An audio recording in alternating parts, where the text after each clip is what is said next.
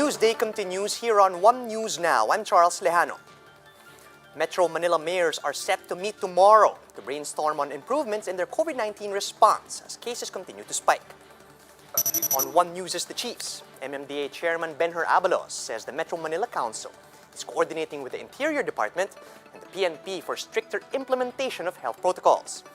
Abalos pointed out that Metro Manila mayors will only act based on recommendations and data from health experts. And he says the council has invited the DOH and UP Octa research team to attend the meeting tomorrow. It's more of reviewing what are being implemented right now. It's more of checking what else do we need aside from the test, how many tests do they need, the contact tracers, and after reviewing, then we're going to brainstorm on some other probably recommendations, like for example, transportation at that, no? Meanwhile, Quezon City Mayor Joy Belmonte says quarantine classifications are not very useful at this time. On 1PH sa Totoo Lang, Belmonte said quarantine classifications like GCQ and ECQ have become very confusing, as protocols under these quarantine levels are constantly changing. Instead, Belmonte says the Metro Manila Council should focus on specific activities and restrictions that can help curb the spread of the new virus in light of the new variants.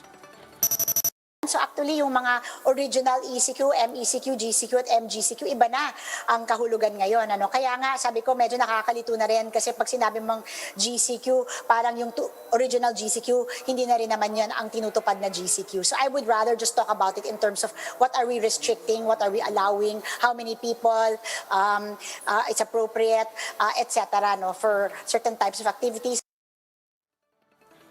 Infectious disease expert Dr. Ront Jean Solante supports calls for round-the-clock vaccination. Solante says the government's goal should be to vaccinate as many individuals as quickly as possible. He says the current prioritization of frontline health workers only makes sense now that we have limited vaccine supply. But once more vaccines arrive, Solante says the government should expedite their rollout.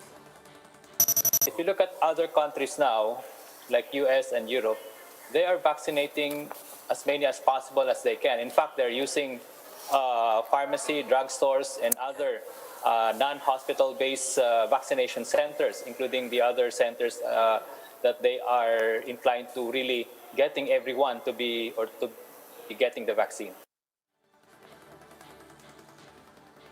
In an interview with Sa Totoo Lang, Solante said the Philippines is ready to receive and administer Pfizer vaccines since we already had experience with the rollout of Sinovac and AstraZeneca shots. But he emphasized the need to prepare the country's cold storage facilities for the arrival of Pfizer vaccines.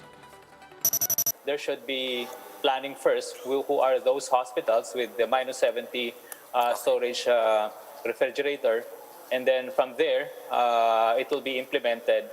And just like how we did with Sinovac and AstraZeneca, we'll still go first with the frontline healthcare workers. The Education Department is again urging parents not to patronize the so-called Sagot for Sale scheme on social media. In an interview with 1PH sa Totoo Lang, DepEd Undersecretary Justado San Antonio said it's important for parents to teach their children the value of academic honesty, even in the distance learning setup. San Antonio also discouraged parents from answering their children's modules, as this is not beneficial for their kids' education. The DepEd had earlier said that they're already investigating the matter. Na hindi po ito katanggap-tanggap kasi kahit po nung una, miniliwanag na po natin na kahit mismo yung magulang, hindi natin ini-encourage na siya ang gagawa ng sagot kasi hindi naman po yun makakatulong sa bata. Agriculture groups call on the DA to act fast in coming up with solutions to address the pork supply issues. For the Senate, a national emergency must be declared. Shaila Francisco with the details. With the African swine fever still affecting pork supply and prices, a Senate panel now wants the Agriculture Department to ask President Duterte declare a national state of emergency. The Committee on Agriculture and Food passed the resolution on Tuesday as the sector had lost at least 50 billion pesos. Dapang-dapa ang Luzon. So dapat merong talagang ilalabas na funding and support because of the emergency. Its declaration merits an indemnification fund for hog raisers affected by the ASF. Hog raisers and farmers said pork import tariffs may be used to fund this. Senators are also looking to file a bill similar to the Rice Competitiveness Enhancement Fund. Kasi ngayon na pupunta sa sa National Treasury, maski saan pwede ilagay. Pero kung ito is specific kung saan idadala, pwede itong may dala dun sa sector. Agriculture group Samahang Industriya ng Agrikultura suggests that funds be used for the establishment of breeder farms and biosecurity measures. Pork Producers Federation of the Philippines wants the government to allocate 8.5 billion pesos for the indemnification fund. The groups are now urging the DA to act fast so consumers can see lower prices of pork in as early as 8 months. Kung mabilis ang magiging aksyon at mainggan nyo agad mag-alaga, magdagdag, mag-expand ang ating mga magbababoy, sa loob ng 8 buwan, bababa pa sa 330, 360. The DA meanwhile says it's open to the Senate's call to allocate pork import tariffs to the livestock industry since they need more funds to battle ASF. Kung ano lang meron kami ngayon, yun ang ginagastos sa QRF at saka sa buying, nire-reprogram secretary. Para, kasi maraming kailangan logistics niyan biosecurity, PPE, yung rapid test kit. Agriculture Secretary William Dar has instructed the Bureau of Animal Industry and other concerned agencies to study the proposal. Shaila Francisco, VR1 News. The remains of some of the activists killed in the bloody Calabarzon raids last Sunday are still in the funeral parlor. Human rights group Karapatan says military and police officers are blocking the release of the remains of their relatives. The group said a fire truck has been stationed at the gate of the Antipolo Memorial Homes, physically preventing anyone from coming in and out of the place. This means both the cadavers, their relatives, and even their paralegals are stranded within the premises of the funeral parlor. A representative from Karapatan Southern Tagalog said the uniformed men are insisting that they received orders from the Tanay LGU not to release the remains of the activists to their families. Mark Hizon says the police and military want to personally transport the cadavers to the wake sites, which the families of the slain activists find unacceptable.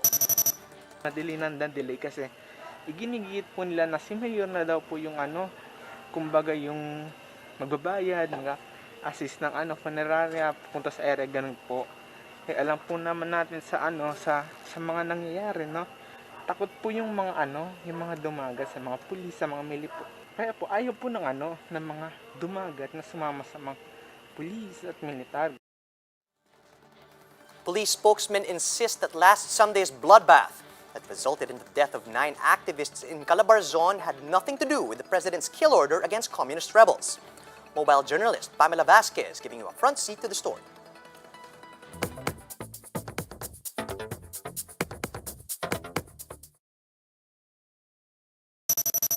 Ako magsugot, matumba ninyong gobyerno.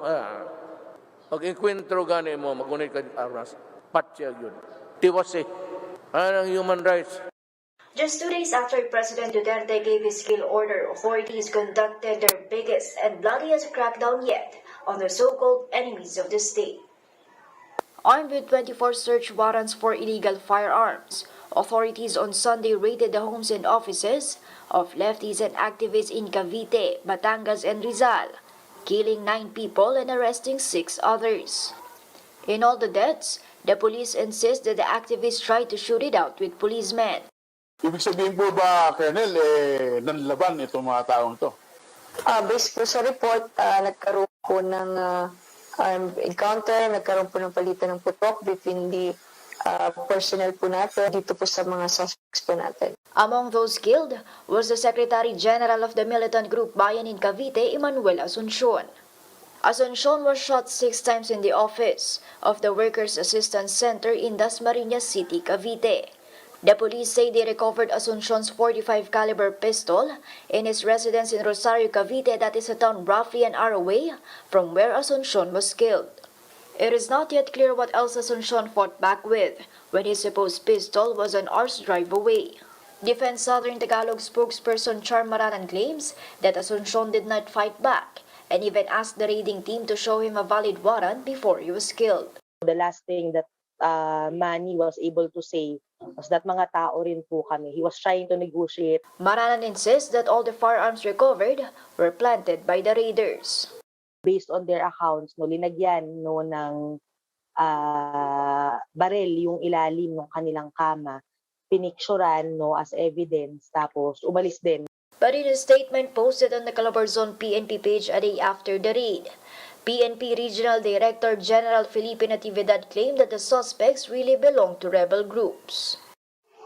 Since President Duterte took office, he has been continuously denouncing armed conflict as hindrance to peace and order. It was December 2018 when he created NTF-LCAC with hopes of institutionalizing a nationwide approach towards sustainable peace. But up to what extent will the government's measures be to finally put an end to more than 5 decades of local communist insurgency? But there are mounting concerns that the president's ramp-up rhetoric will result in a ramping up of the body count. I'm Pamela Vasquez and we are One News.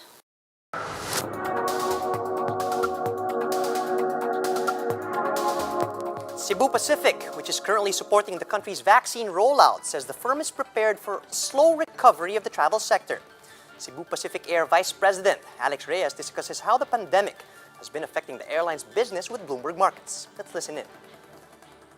It's no secret. I mean, the entire aviation sector in Cebu Pacific was hit badly by the lockdowns and the entire pandemic, right? So today, we're still operating only about a quarter of our capacity network-wide. So we're seeing hopeful signs of a recovery. Recently, the Philippine government relaxed some of the travel restrictions domestically. So we saw a spike up in our bookings just in the past few weeks as a result of the Philippine government actually coming out with this resolution, sort of standardizing the travel requirements and making it easier for travelers to go from province to province.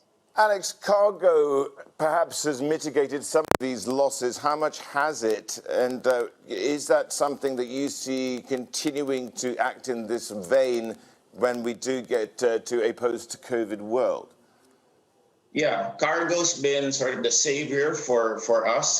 During the pandemic, it was our source of revenue, a big important source of revenue. Our own expectations is that, yes, on the international side, it's going to be longer, but we think in terms of our domestic business, that recovery is going to come sooner. Now, the other stuff that we're doing in anticipation of that scenario is that we've recently raised additional capital. What we're saying is that we need the additional resources. So we raised 16 billion pesos from a syndicate of banks for 10-year loans.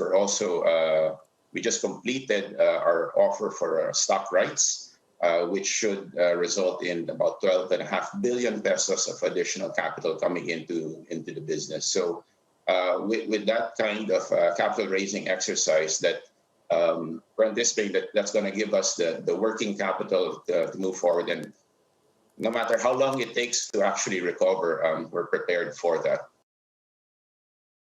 So how far have we come since the coronavirus first forced the country to go under lockdown? One News gathers officials, experts, and sector leaders for an open discussion on the highlights of our first year battling the pandemic. Let's watch this.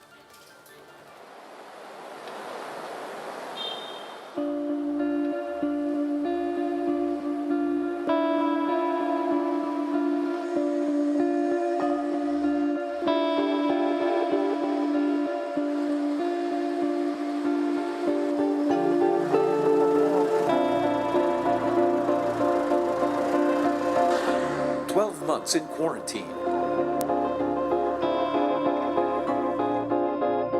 12 months of battling the coronavirus.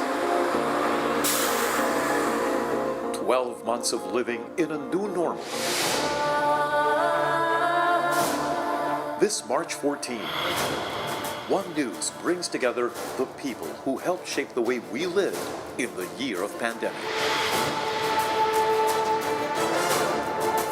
How have we managed? What we may have missed? Where are we headed? Some of the country's leading voices in the scientific and business communities face the nation as the Philippines balances public health and economy. Kumusta na ba tayo? A town hall in the time of pandemic. Moderated by Robbie Alampay and Cheryl Cosim. Join us live March 14, Sunday. We are One News.